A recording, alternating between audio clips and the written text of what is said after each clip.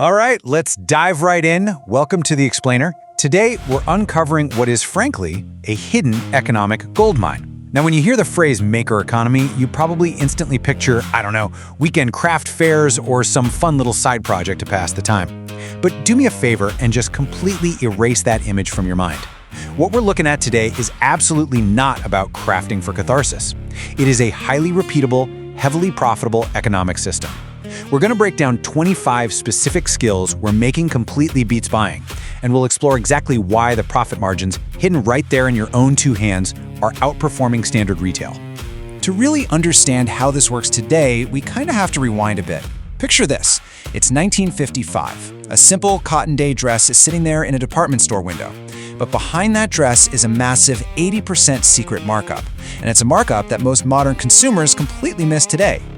Back in 1955, that store-bought dress retailed for $9, but the actual raw fabric needed to make it, that cost just $1.50. Think about that. That means nearly 80% of the price tag wasn't the material at all. It was the cutting, the stitching, the shaping, and of course, the retail middleman's profit. You see, your grandmother didn't just buy clothes, she made them. And by doing that, she totally sidestepped the entire retail system. She kept that 80% grandmother markup right there in her own household. She wasn't just saving pennies, she was capturing immense economic value just by controlling the labor herself. So let's fast forward to 2026. For decades now, consumer culture has basically trained us to believe a really dangerous myth, that it's always cheaper to buy than to make. But here's the thing, that statement is only true if your time has zero value. Today, that myth is totally collapsing. The global handicraft market has exploded into a trillion-dollar industry. People are waking up and rediscovering that making is actually a massive profit engine. The people who know how to make things, they are the ones quietly capturing the highest margins in our entire economy right now. Okay, so let's break down the actual list. We've got 25 skills that are practically printing money right now, and we're starting with textiles and wearables. Consider these margins for a second. 60 to 90%. Sewing and mending is a massive standout here. In a world where fast fashion is just collapsing on its own weight, and honestly, environmental guilt, replacing clothes is getting incredibly expensive. But repair is incredibly cheap. A simple $2 thread and zipper fix can literally save a $200 coat from hitting the landfill. Then you have leathercraft, which is just an incredible arbitrage opportunity. A custom hand-stitched wallet that costs maybe $10 in premium leather, that easily sells for $80 or more, simply because buyers are desperate for durability over mass-produced plastic. And whether you're knitting a unique scarf, doing custom printing for local designs, or adding bespoke embroidery to just plain garments, you are transforming low-cost raw materials into premium high-margin assets, all through the simple application of targeted skill. Moving right along down the list, we hit wood and furniture. That's skills 6 through 10. Furniture building, tool restoration, woodworking, upholstery, and handyman services. The absolutely crucial point to grasp here is the sheer difference between raw material costs and perceived value. Furniture building, for example, lets you take, say, $150 of raw wood and turn around and sell a custom dining table for $800 to $2,000. Unbelievable, right? Or take upholstery. You grab a structurally sound but genuinely ugly $50 thrift store chair, slap on $30 of fresh fabric, and boom, sell it for $300. But I really want you to consider skill number 7, tool restoration. Guys, this is pure arbitrage. Old tools never die, they just get neglected. You can pick up a rusted hand plane at a flea market for $10, spend maybe 30 minutes de-rusting and sharpening that bad boy, and flip it to a woodworker for $80 to $150. You are literally buying broken efficiency and selling calibrated precision. Next up, let's look at tech and trade. We're talking metalcraft and welding, electronics repair, appliance repair, packaging design, and even natural crafts like basket weaving. Now, what's really driving the massive profitability of skills 12 and 13, that's electronics and appliance repair, is the modern right-to-repair movement. We all know replacing a smart fridge or a dropped smartphone is just painfully expensive these days. But if you have the skill to diagnose a broken screen or spot a bad capacitor, which, by the way, is a part that might cost you literally 2 cents to solder, you can comfortably charge $60 to $150 for that fix. You're bridging the gap between a dead device and the landfill. And definitely don't sleep on packaging design or natural crafts like basket weaving either. With eco-friendly trends totally dominating the market, businesses and buyers are more than happy to pay a premium for biodegradable, hand-woven baskets or custom sustainable packaging way over cheap plastic containers. All right, moving on to art and home decor. This batch includes candle making, soap making, pottery, glass and resin art, and general home decor crafting.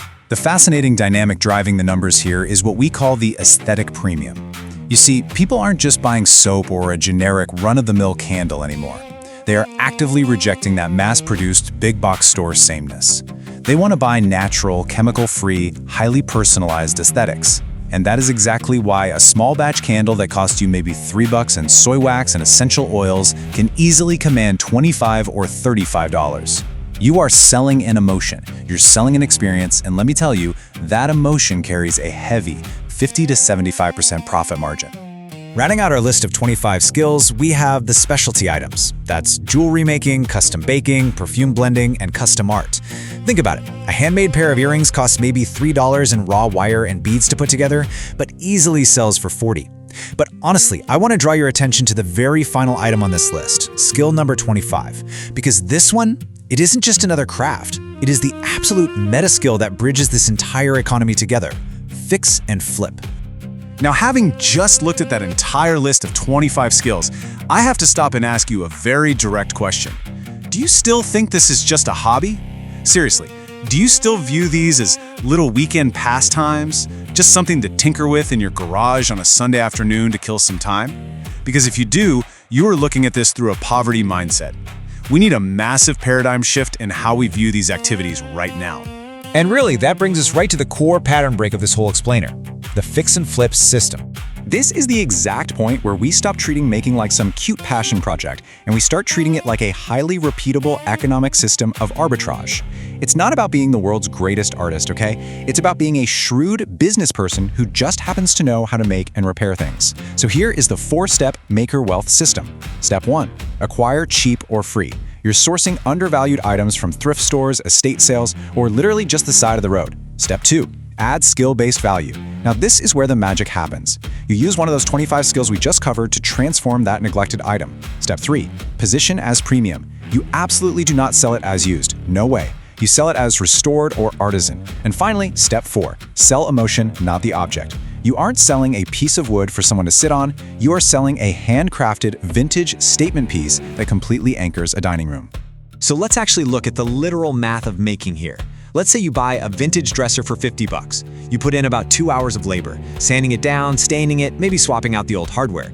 Then you sell it for $300. Or you buy a rusted hand plane for $30, apply 30 minutes of labor, and sell it for $200. When you break down that profit minus the cost and then divide it by the hours you actually worked, you are generating an hourly rate that absolutely destroys most entry-level remote jobs. You are effectively paying yourself upwards of $120 to $145 an hour. That is just an absolute powerhouse of an income stream.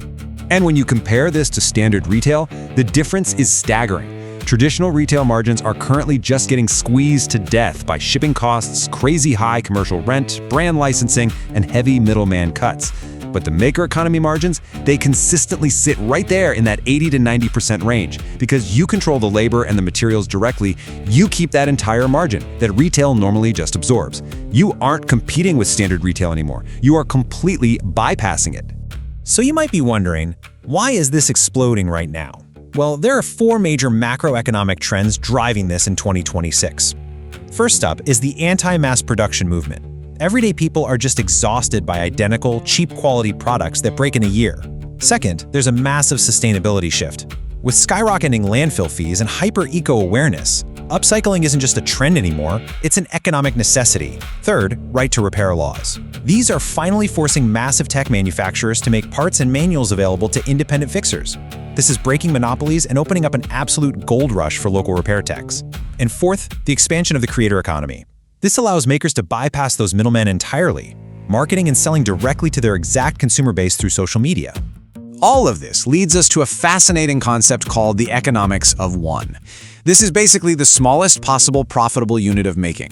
Listen, you don't need a sprawling factory. You don't need a massive small business loan hanging over your head keeping you up at night. And you don't need a huge team of employees to manage. You just need to master one of these 25 skills. Literally just one. Practice it until you are undeniably excellent at it. Apply it to undervalued items in your local market, and you can capture that massive profit margin entirely independently. The absolute crucial point here is summarized perfectly by the simple idea. Wealth isn't just earned, it's created. Your grandparents understood this intimately. Every single time you fix something instead of replacing it, every time you make instead of buy, and every time you customize instead of just passively accepting the factory standard, you are actively creating wealth by capturing that margin for yourself. I want to leave you with one final provocative question to think about. What can you make better than others? Because the future doesn't belong to passive consumers anymore, it belongs to the makers. It's time to stop handing your hard-earned money over to a bloated retail system that just overcharges for disposable goods. Pick one skill, find one broken or raw item, add your unique value, and start building your own maker empire.